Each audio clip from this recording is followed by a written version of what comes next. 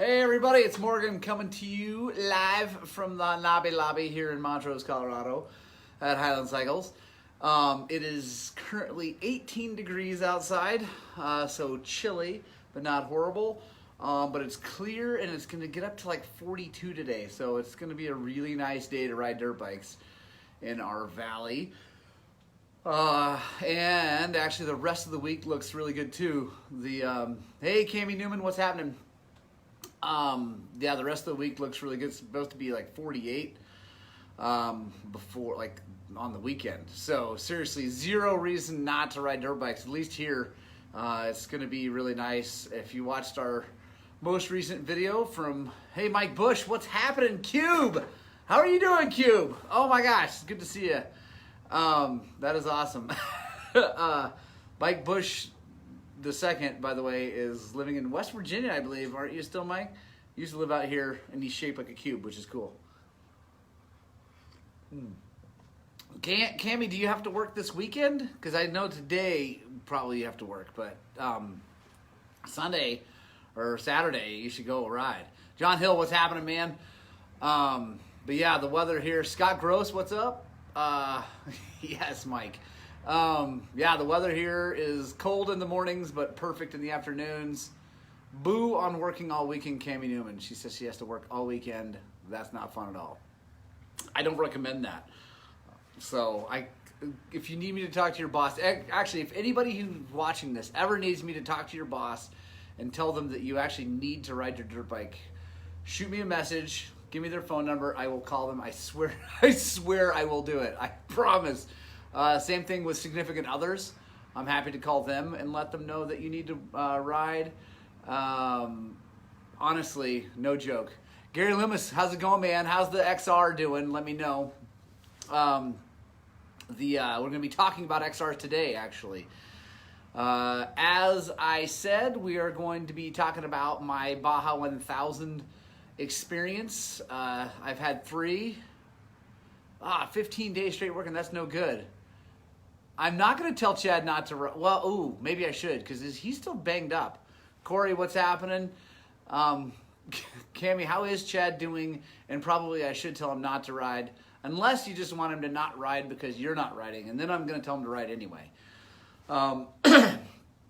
So, yeah, as we said before, I'm going to be talking about my Baja 1000 experience. It's been a while since I've been down there, so a lot of people don't know that I have spent a fair amount of time racing in Mexico. And yeah, please, any questions as we go. As always, live Q&A, shoot your questions. Hopefully I'll see it and all that. He is good and lumps around. Not riding again. Yeah, he probably should wait, because I know he's pretty banged up. So I have been to the Baja 1000 3 times. I've raced in it 3 times and been, fortunately, Jim Wells was happening, fortunate to be successful all 3 times, finish the race, and actually have some trophies. So we did really well every time we've been down there. So I'll start with the first one. It's kind of a crazy story. Chuck Peterson saying hi to Cammy. Michael Rowan, what's happening? So let's back up. I didn't get my first dirt bike until 2002. I was 26 years old. I bought a dirt bike living in Gunnison. Yes, my bike was the XR650R John. I raced that 2 times down there. The last time I raced a little bike. So in 2002, I bought my first dirt bike. In 2004, I watched the movie Dust to Glory in a movie theater over on the Front Range, and I got fired up about racing the 1000.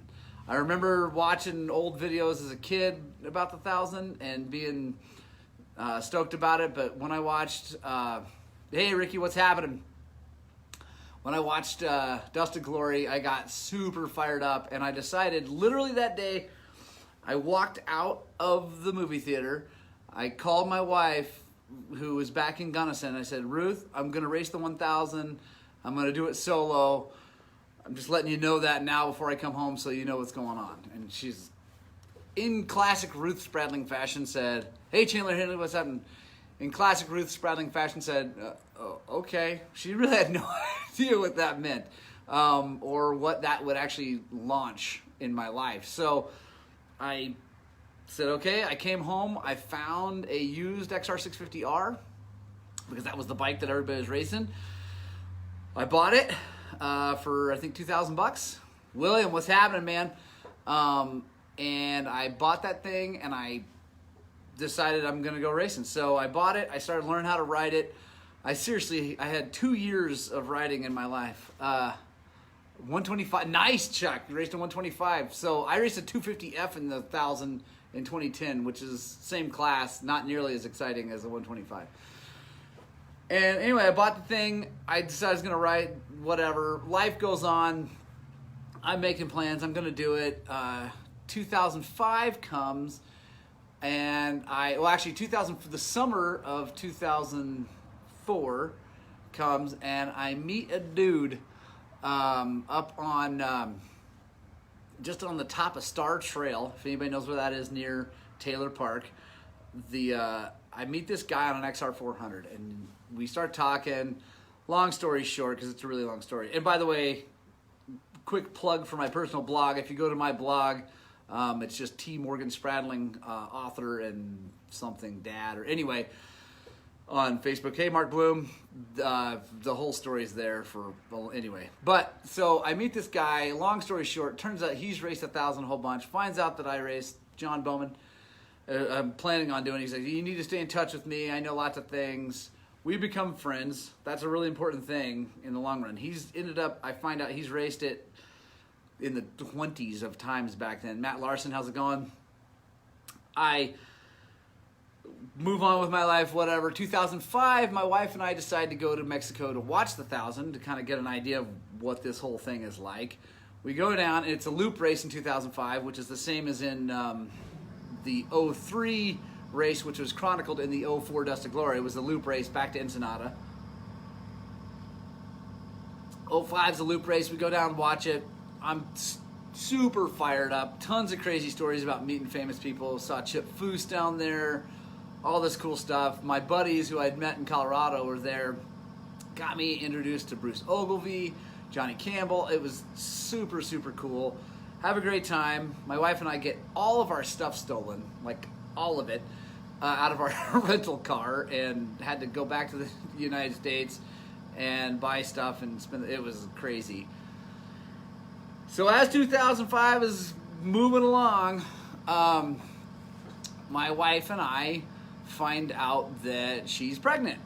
First kid, we're super stoked. Sean Hernke, yes, what is up? Sean and I raced 1,000 in 07 together. So we find out that Ruth is pregnant with our first child, and we start doing the math, figuring out when he's going to be born. Turns out it's going to be the end of August, and no joke, I looked at Ruth and I said, well, so he'll be like 3 months old when I go to Mexico to race 1,000, so he could come. And she looks at me and goes, you're still racing?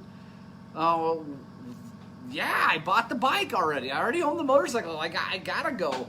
So my amazing and wonderful wife, Corey, what's happening, agrees to let me go race the Baja 1000 solo, with knowing that we're going to have a 3-month-old son. We decide that he's not going to go to Mexico.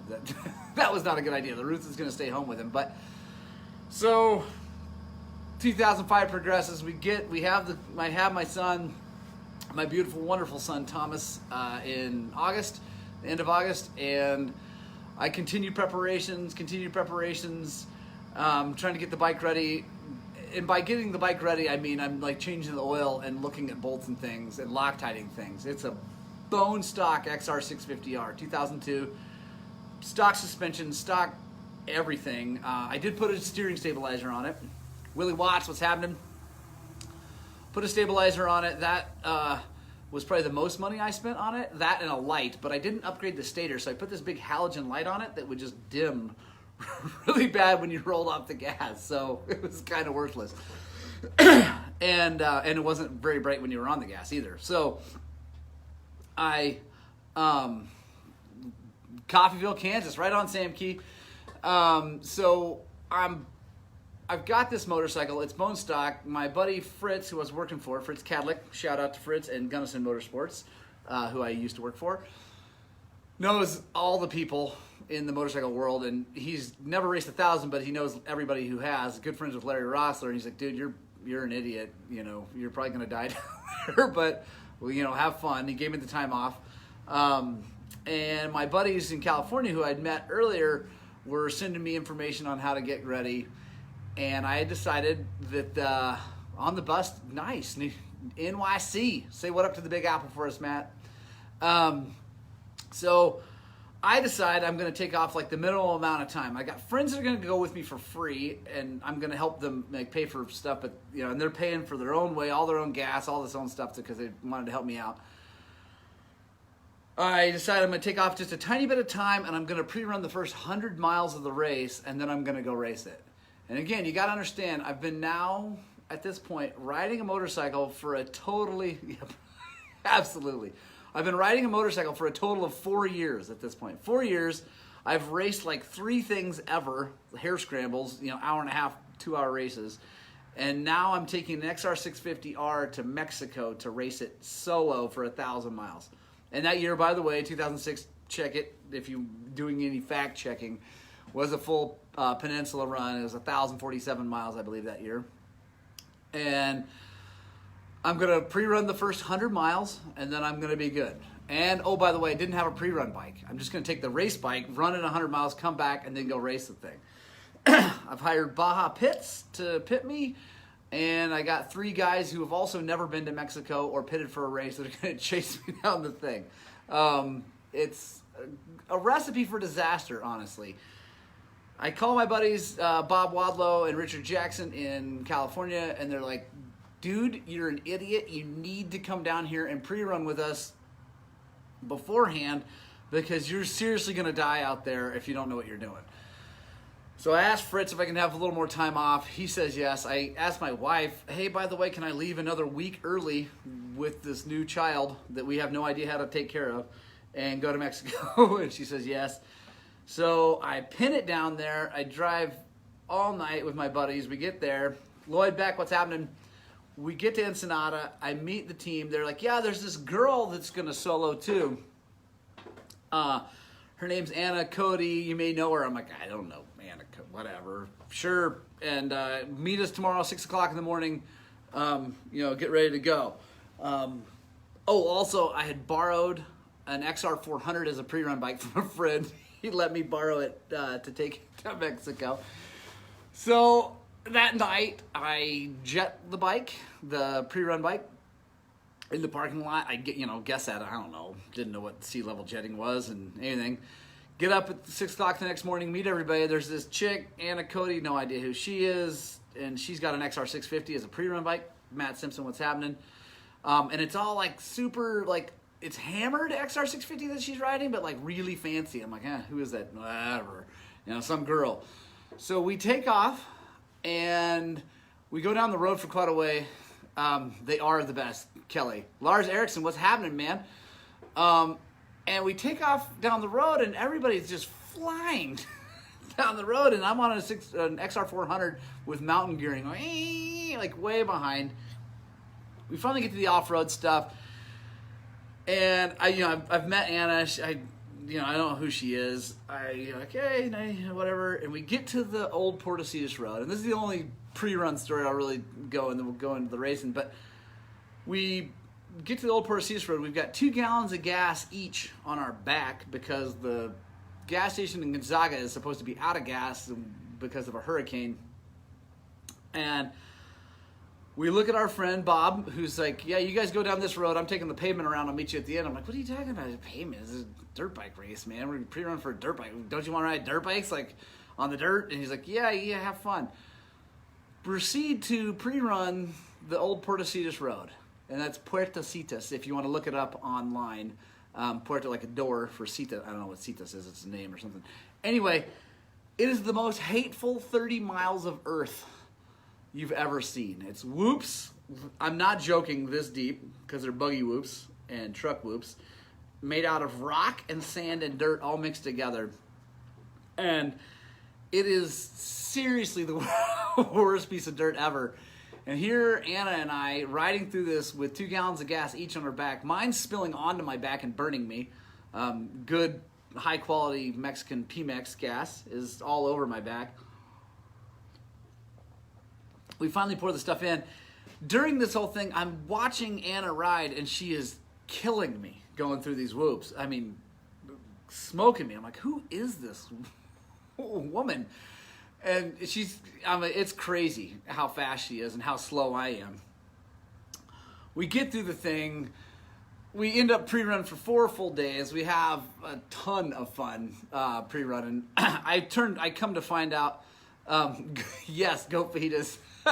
I come to find out who Anna is. She's not only the sister of Quinn Cody, who's on the factory team, the factory Honda team, but she's also freaking Anna Cody. She's won 13 number 1 plates in the California desert. She's crazy fast. She's the only person to be on an all-women's team, or maybe the first person to be on an all-women's team in the 1,000 before, back in the 90s. She's whatever. She's killing me. This story's like, oh, come on. Hang on, Steve. It's okay. So we finish pre-running. We drive all the way back. By the way, my friends who are there are huge helps. They're crazy helpful. Roy, what's happening from Leadville? It's like they're super helpful. They have no idea what they're doing. They're just driving a truck down to Mexico. And turns out I've now learned that that's just as dangerous, if not more dangerous, than riding a motorcycle in Mexico off-road. Crazy stories going on there. We come back up to Ensenada. And now we got 2 days before the race. I'm prepping bikes. I get to meet Chris Blaze before his accident. Super cool. This is one of my favorite stories about this whole situation. Is I'm sitting in a motel, prepping my bike, getting it ready, making sure everything's good. And Chris Blaze, like the super badass of all badasses, looks at me and says, "So what are you going to do about peeing?" And I'm like, "What do you mean? What am I going to do about peeing? I'm going to get off the bike and pee." He's like, no, you're not. I'm like, and I look around and everybody's like shaking their head at me. I'm like, what do you mean? No, I'm not. Yeah, I'm going to be on the motorcycle forever. I got all the time in the world. I'm not trying to win this thing. I just want to finish. And he just shakes his head. He's like, dude, that's not going to happen, man. You're going to have to pee. And I'm like, and he's like, yeah, everybody runs a catheter. I'm like, a catheter? He's like, yeah, it's an external catheter. It's like a condom, put it on your wiener and run it out the back of your... I'm like, dude, I don't have that. He's like, well, you'll just have to pee your pants. I'm like, pee my pants? What are you talking about? I'm not peeing my pants. He's like, oh, yeah, you're going to pee your pants. Well, whatever, dude. And it's funny that this guy who's won the 1,000 before, Cammy, have a good one, go back to work, who's won the 1,000 before is telling me things, and I'm honestly just not believing him, like an idiot. I'm just like, nah, he doesn't know what he's talking about. And so let's fast forward to the morning of the race. It's 4:30 in the morning. We get up. We're staying in a super terrible motel with roaches everywhere. No joke. Big roaches. And we get up in the morning. My guys are all ready. We lock everything up. I say, all right, boys, I'll see you in 350 miles because they're going to meet me at this place called El Crucero, which is down the way. If you know Baja, you'll know where that is. It's on the way to Bay of LA, or Baja de Los Angeles for the Spanish speakers. And we part ways. I ride my motorcycle down to the start line. Pretty hard to describe the excitement and the craziness that's going on. Harry Reynolds, what's happening, man? Live from Alamosa. So hard to describe the excitement that's like your heart's beating in your chest like crazy. It's the Baja 1000. There's all these people. My guys, they're gone. I'm literally all by myself now. I mean, there's humans everywhere, but I've got no friends, like really close friends. Anna is like way up in the pro line. I'm way in the back, so I'm not talking to her. And I'm sitting there, and I go to fire my bike up after I got down to the thing, and it won't start. The dumb thing won't start. And I start to freak out. I finally get the thing started, and it whatever. I'm panicking, but the thing started. It's warming up, and sitting there, waiting for my turn because the races every 30 seconds they let people out, but there's hundreds of racers. 6:30 in the morning, it's cold even in Mexico, like crazy cold, and so we're it's freezing. I'm cold. I don't have enough clothes on because I know I'm going to be hot later anyway. I'm thinking about peeing in my pants, like what that's all about. I don't know what the heck's going on. I get up, there's Saltfish. I mean, it's full on just all the movies you've seen, and that's the coolest thing is it doesn't just disappoint. There are people everywhere. There's the famous guy waving the flag. There's all this stuff, and they wave the flag, and I take off, and it's hard. I cannot possibly put into words the emotions and the excitement and the terror and all the nerves and everything that happened when that green flag waves and you launch out into the streets of Ensenada, knowing that not only are you racing the biggest point-to-point race in North America and one of the most famous races ever, but that you have 1,000 miles to ride this motorcycle. 1,000 miles. That's a long way. And I'd ridden most of the course in the pre-run. We'd skipped a few pieces, especially the beginning, so I had no idea what that was like. Take off, and I just remember thinking it was like a dream. I mean, you couldn't believe what was going on. And everything's going by. There's people everywhere. Finally get to the dirt. There's dust, you can't see anything, and there's Mexican, nationalists pointing you different directions. I don't know where's right, what's wrong. I just know that don't crash the thing. I'm passing guys. I'm like, what the heck am I doing passing guys? What are they doing? I'm already going slow. I don't know, whatever. So we go around, finally get out in the big desert, and we're riding and riding and riding. And sure enough, I got to pee. I'm like, that Chris Blazer guy was right. Whatever. But no, he's not right. I'm not going to pee in my pants. I pull over, get off my motorcycle, walk over, pee. If you've ever done that, which I'm sure we all have here, if we've ridden dirt bikes, men and women, have had to pee. It's kind of a thing once you have all your gear on. So I pee. Whoa, whoa, whoa. There's freaking people flying by me. I'm like, okay, you're not racing those guys. They're in teams, just whatever. Whoa, whoa. Get back on. I'm like, yeah, that's not going to work at all. That is not going to work. So I keep on riding. We go down the goat trail. If you guys remember from Dust to Glory, if you've seen it, there's the section where that buggy catches on fire. They're trying to pour water on it and sand on it and all that stuff. That's the goat trail down into Valle de Trinidad. And I'm coming down that thing, and it's gnarly and rough. And I'm like, wow, I'm 40, 30 miles in. It's already hard. Well, maybe I was longer. I don't remember exactly how many miles that was in, but it's less than 100 out of 1,000. So I'm kind of doing a little bit of panicking in my head about how hard this is going to be. And I get down the road. I'm going down the road, and long road section, you're limited to 60 miles an hour on the roads for safety now. And so it's pretty relaxing, honestly. I'm like, I got to pee again. And I'm like, well, I'm not pulling over. I guess Chris Blaze was right. I got to pee in my pants. And what's also hard to explain is since we've been young children, we've been trained ourselves not to go to the bathroom in our pants, right? We have not gone to the bathroom in our pants in a really long time. It's almost impossible to purposefully pee in your pants. It's crazy how hard that is. I don't recommend that you try it, unless, of course, you're in the 1,000. But sure enough, you finally do it. And it is honestly hilarious to do because, yeah, you're peeing in your pants. It's ridiculous. So I pee my pants going down the highway at 60 miles an hour in Mexico. That's awesome. So the race continues. We do the Old Porcius Road. It's getting out of control because I'm on a stock motorcycle with stock suspension, and the thing is absolutely beating me to death. I, at this point, had no idea how to tune anything. I mean, I had been to mechanic school, so I know how to make something run and hold together, sort of, at that point. Yes, Matt Simpson, thank you. All the cool kids are doing it. Shout out to Adam Sandler on that one. So I'm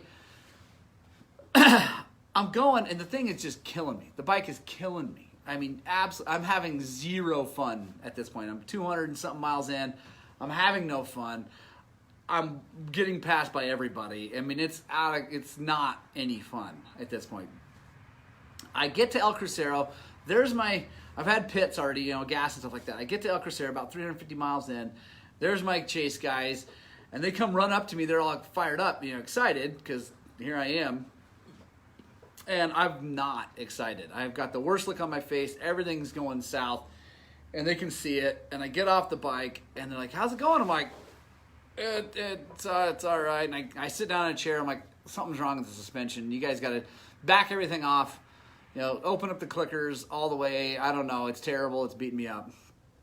And then another one. So I have three guys, my super duper heroes: Roger Paxton, Mike Lindau, and Jeff Davis.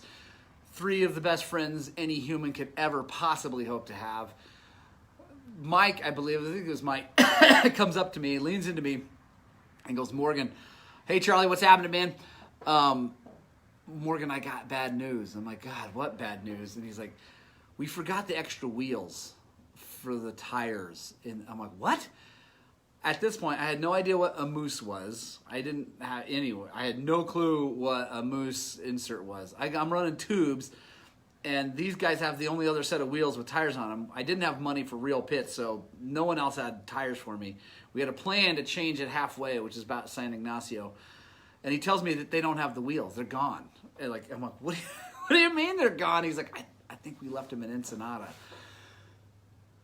Okay, so now I'm realizing the bike sucks.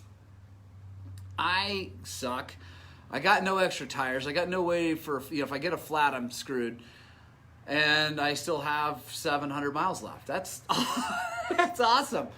So I get back on the motorcycle. I take off, go down through Bay of LA. The sun's going down already, by the way, already. So we put the light on the bike because I'm already that slow. Well, it wasn't going down yet, but we knew it was going to go down before San Ignacio. So we got the light on. And I'm going along, and I remember being out south of Bay of LA, going along just out these gravel roads, smooth sections, going pretty fast. Not, at the time, I felt like I was going fast. Now I know I wasn't. But, and I remember just thinking to myself, I can't believe I've put myself in this situation. I really, really am out of my comfort zone. I have no idea what I'm doing. This is absolutely insane.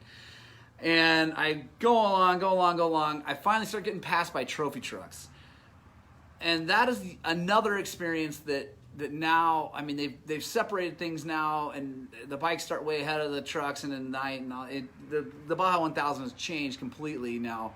And I know people still get passed by trucks, but probably not as early as I did. And well, in a lot of the fast guys don't. So as the sun's going down, well, actually the sun was down, it's dark. I got my terrible light that's like holding a candle out in front of me. No helmet light, every turn that I had to slow down for, it goes dim. Like I can't see anything. So I'm riding at like a 125, like, trying to keep the RPMs up. And a light comes on behind you. And it's really not like, I don't know, it's crazy. You wouldn't think that you would notice it, but you notice it immediately. You see this light, you ahead of you, and you're like, it's obviously coming from behind. Like, what the? And you turn around, and it's a lot like the sun coming up. The trophy trucks have so much light on them. It's like you can feel the heat from miles back. And at that point, I hadn't been passed by one yet, so I didn't really know the terror that I should be feeling. That I would eventually come to feel and know and embrace even. And the sun is coming up as it comes up over rises, this light, and it's still forever back there. Finally it catches up to me. I get out of the way. It goes by. And the cloud of dust that it leaves behind you behind it and in front of you is absolutely impenetrable. You can't see anything, especially with a light on the bike. It just lights up all the dust and you can't see anything. Tyler Banks was happening, and it is the most ridiculous. So it's nighttime in Mexico, 450 miles into this silly race that I've decided to do by myself, and I can't see anything. Eric Cancer, what's happening? It's nuts, right? So I push on, push on, push on. As I'm getting closer to San Ignacio, more trucks are passing me. They're honking at me and revving motors. It's out of control, just whatever. And I'm getting closer, and I start thinking to myself, man, that last pit with my chase crew was really bad. They could tell how bummed out I was and how much fun I wasn't having. I really got to put on my best face, because I'm going to finish this thing, and I don't want them thinking I'm going to die out here. Even though I was thinking I was going to die out there, I didn't want to put that on them. So as I get close, I'm coming in, I find him. I'm like, all right, dude, be cheerful, like, whatever. So I pull in, they're like, how's it going? I'm like, I'm tired. And it's, feed keeps stalling. Oh, no. I hope that is not everybody. It's not stalling on my end. Yes, Sean Hernke, absolutely. So, thanks, Charlie. I'm going to keep rolling here. So, I pull in. My guys are like, how you doing? I'm like, I'm doing great. And like, okay, sure. So I move on. I get off the bike. They're checking the bike out, checking the oil level, everything, make sure everything's good. They give me food to eat. Here comes a trophy truck through the pits.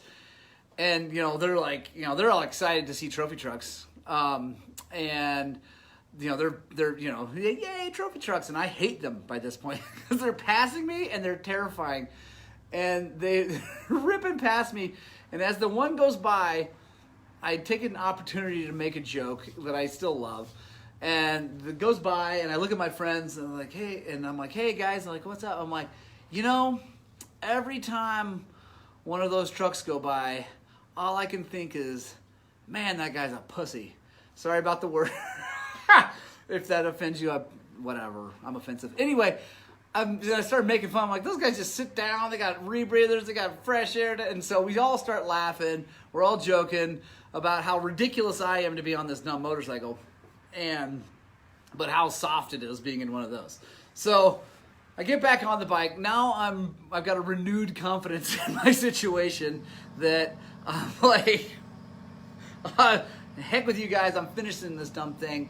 I take off out of San Ignacio, which is a really cool place. If you ever get to Baja, stop in there. It's beautiful.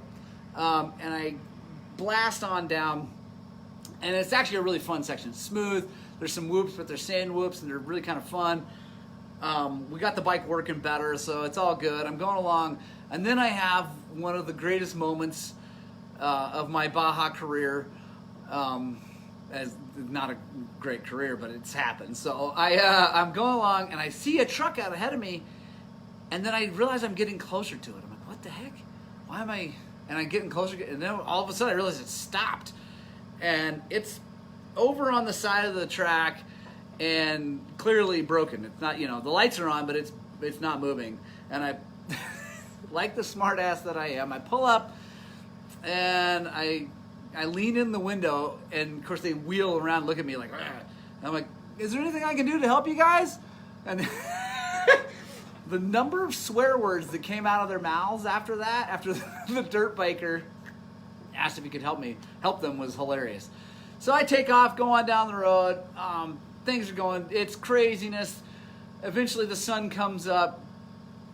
The sun was coming up just outside of Loretto for me. And I get to my chase crew. They take the light back off the bike. I actually got to call my wife from the middle of the race on a satellite phone. That was super cool. And get back on, take off. I have a moment of almost falling asleep before that. Josh Hartler Road was happening, which you can't believe that you can actually almost fall asleep riding a bike through whoops in the desert, but you can. So now a full 24 hours has happened, and now I'm heading up into the mountains over the peninsula from Loretto side, which is the Sea Cortez side, to the Pacific side. And I'm going up over, and the road is just hammered, washed out from this hurricane that it hit. And it's crazy. Crazy how rough it was, and how many times we had to cross this river because the road was gone. I think we crossed it like 70 times in 40 miles. It's nuts. I mean, Anna knows. I don't think she's watching this morning. She's probably actually working.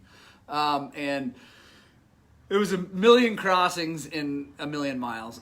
And I remember one of the other, like, just indelible moments, one of those moments that will just never leave you. I'm pulling up to this huge river crossing. It's really wide, so it's not very deep, fortunately. But this super wide river crossing, I'm looking at, I'm beat, man. And now it's sometime in the mid-morning or afternoon the next day, and I'm like, I can't barely hold on to anything. I'm looking at this river crossing. There's a guys on the other side with drowned bikes. It's just mayhem and chaos. And I remember this buggy. I don't know if it was it wasn't a class one. It was something smaller than that. Pulls up behind me to pass me, and he goes out into the river, and I'm like, I'm thinking, jerk, like, because I was getting ready to go, and he just charges in front of me, and he gets about halfway out there, and like finds a hole and kills it in the middle of the river. It was awesome. I was so stoked. So stoked. I was like, ha ha, four-wheel guy. And so I I get across the river, barely, it's terrifying because I just don't want to crash. And this other guy, this is all part of this moment, like I can replay it in my mind like it was yesterday.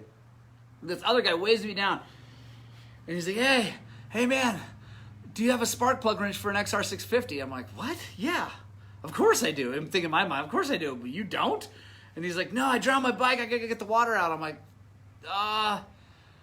okay, whatever. So the Corey, you ask how hot it is that time of year. It's not hot at all. It's beautiful in Mexico that time of year. It's cold at night and in the mornings, actually. I don't know what the actual temperature is. It probably doesn't get more than like above 75 at the hottest. So the only I opened my tool pack 2 times. Part of the reason I love the XR650, you see the arguments that I got into on Facebook if you follow us about what the greatest bike ever is. But part of the reason I think it's the XR650 is in 1,000 miles of racing and a guy that does not know what's going on, and a bike that was poorly prepped, honestly. I didn't have to do anything to it except for I opened my toolkit once to give this guy my snap-on ratchet and socket, and I told him I wanted it back. And then the only other time is, so I leave that guy, I'm out of there, I take off, I see my guys again. It's the last time I'm going to see them before the end of the race. I got like 100 miles left, and they're going to meet me in La Paz. And I'm like, I get there, we talk, I get something to eat, get some water, fill my Camelback back up. All right, I got to go.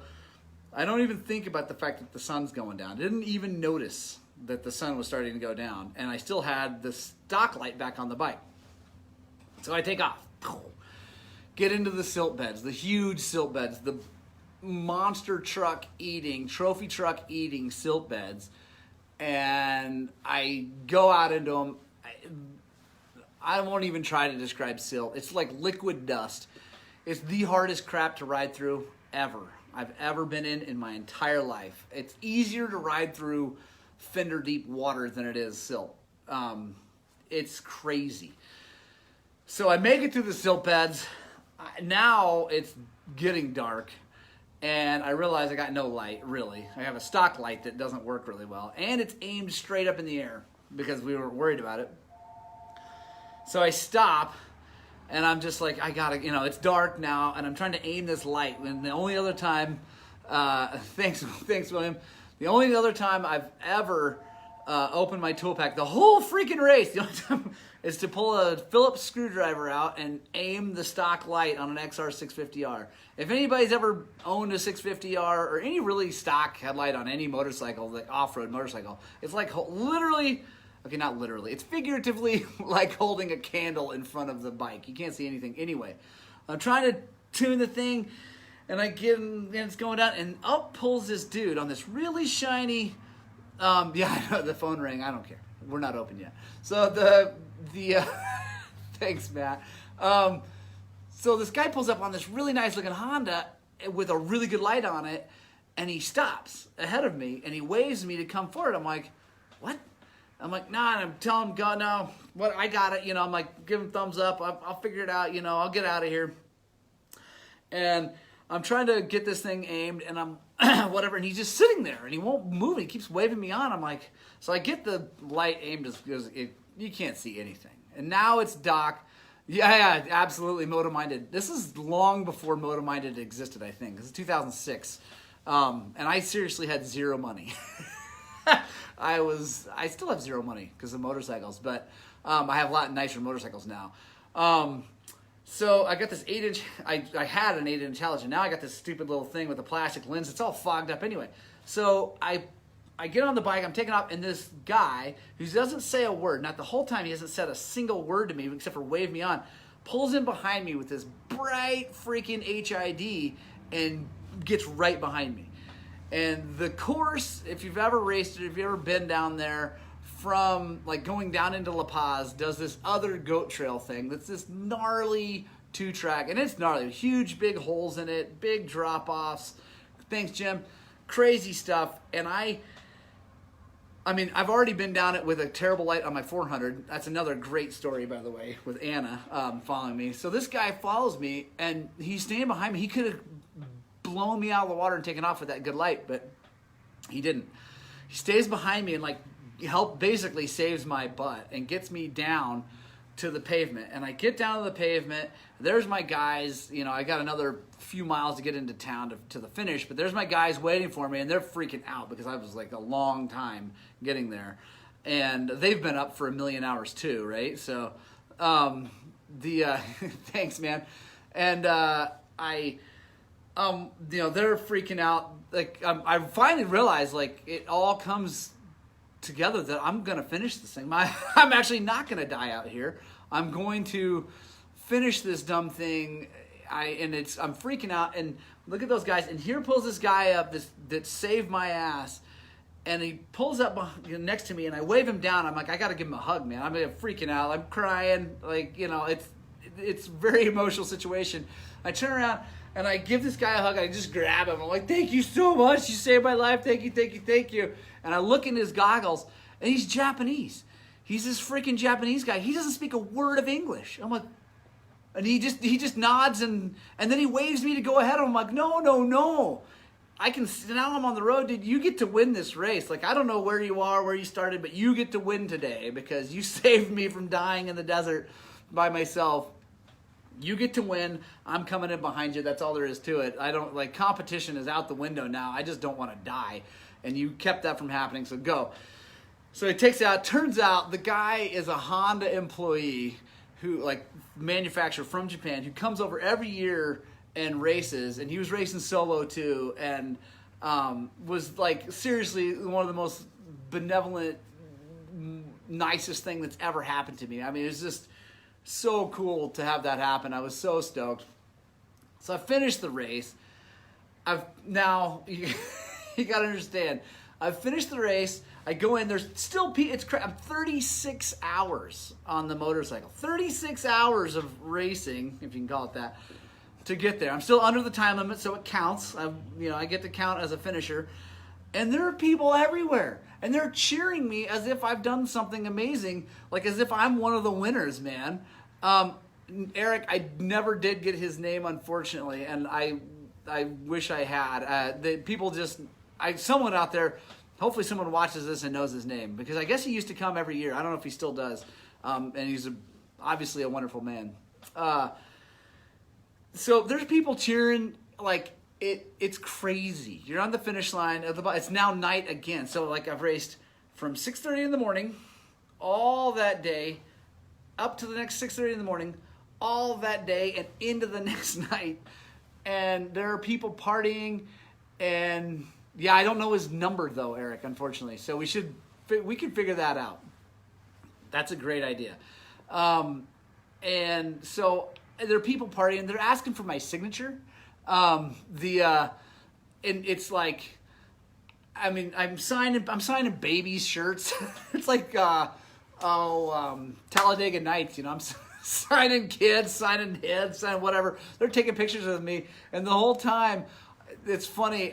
All I wanted was 88 beers and 30 million tacos.